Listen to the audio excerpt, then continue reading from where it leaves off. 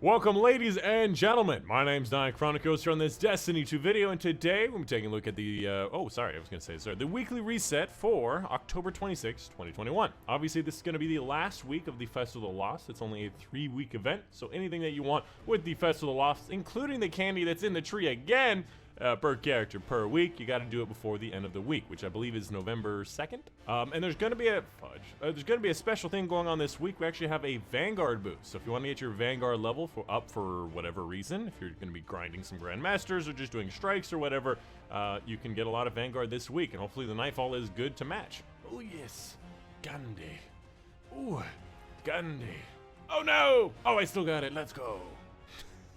Gandhi. Moving on, let's go ahead and get started with the Nightfall Ordeal. This week it's going to be the Corrupted, which is somewhat of a longer strike, and it's not really that easy. I would say the boss is a bit finicky, so this is going to be one of the more difficult ones, unfortunately, but it's, I guess it's better than Exodus Crash. And when you're looking for 100k, honestly, I think Legend is going to be your best bet. I would honestly say Hero, but it is a longer one. You'll start to lose points, so Legend's going to be the best. All right, what keeps giving me seasonal rank out of nowhere? 1815, what is this? When it comes to the Nightfall uniques, this week it's going to be the Hung Jury Scout Rifle and the Hothead Rocket Launcher. My personal favorite is going to be the Hothead Rocket Launcher because it can roll with explosive payload, and I think field prep at the same time, making it slightly better than that of the Ascendancy. But if you have the Ascendancy, there's not really a big reason to go for a Hothead. And Hung Jury is a pretty decent 180 Scout Rifle, but I'm still not really that preferable to Scout Rifle. When it comes to the Vanguard Burn, this week we have Solar Cinch and apparently Hot Step.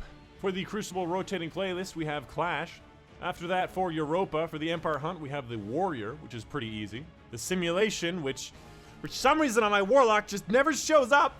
My guess is it's going to be the one with the cubes and the inside-outside, because last time we had the cold one, and I think before that was defense. If not, then it's defense. For the DSC Raid Challenge, we have Copies of Copies, taking place in the second major encounter. This is going to be one with Atrax, and essentially do not flush the debuff out of the airlock. Just keep them, keep juggling them, then kill the boss before you die. I wonder how many debuffs you can actually juggle, because you can bring them upstairs, have them drop on the ground, and have people keep cycling them in and out. I kind of want to know how many debuffs you can actually get. For the Vault of Glass challenge this week, we have Ensemble's Refrain, which I believe is going to be the final boss challenge, and in this challenge you can only shoot down 1 oracle per person. So you have 30 people in that special dimension, each person takes an oracle. It's not hard, but you do have to make sure everybody knows how to do the encounter. Hey, that's what you like to see, automatically completing that stuff. And of course, for the final week of challenges, obviously it's not the final week of the season, but week 10 is the farthest they ever go with this. First one is just going to be all about upgrades, which is why I have it immediately. It's just going to be a bunch of different upgrades. Complete a legendary Shadow Realms in under 25 minutes. Does not seem that difficult.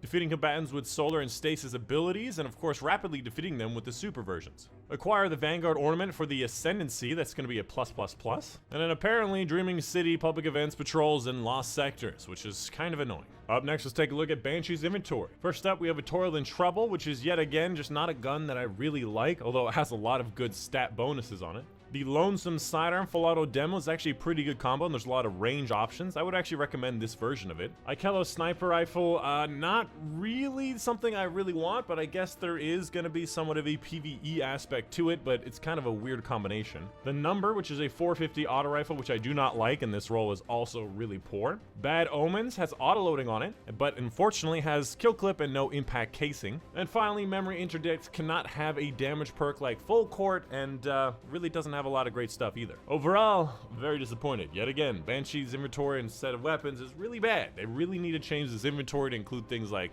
the Bottom Dollar, True Prophecy, you know, stuff that we actually might want. But I guess that's why the Xur has his own inventory of weapons as well, because he's got some better stuff. Up next, let's take a look at Eververse's store. Ooh, Batwing entrance. Oh, that's clean. That's actually really cool.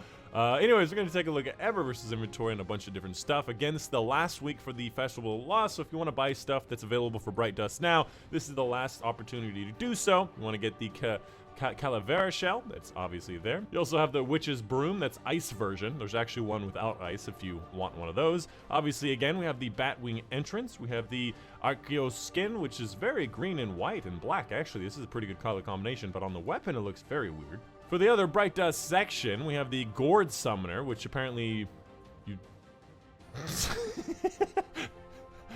I did not see that coming. I gotta be honest with you. We have the Necromance stance, which is just doing this little we have the Fettered Shell, which looks like this. I think this one was last year, or was available last year. We have this Sparrow, which I highly recommend. Actually has a ton of different shaders that make it look really, really good. And I, again, would highly recommend. It's a very good looking Sparrow. Lots of good lights and stuff. We have the ornament for the Penguin Mask. So if you wanted to get the Penguin Mask, is one of the available masks. I guess you can buy it now. I really don't know when I'd use it, but of course I'm gonna get it because I've added to my collections. We have the ornament for the fighting line, a pretty good ornament actually, one of my favorite. We have the ghost projection, pretty straightforward. Another transmet effect of the reanimated, the arachnophile, lots of spiders. If your friends don't like spiders, it's a great ornament to kind of mess with them.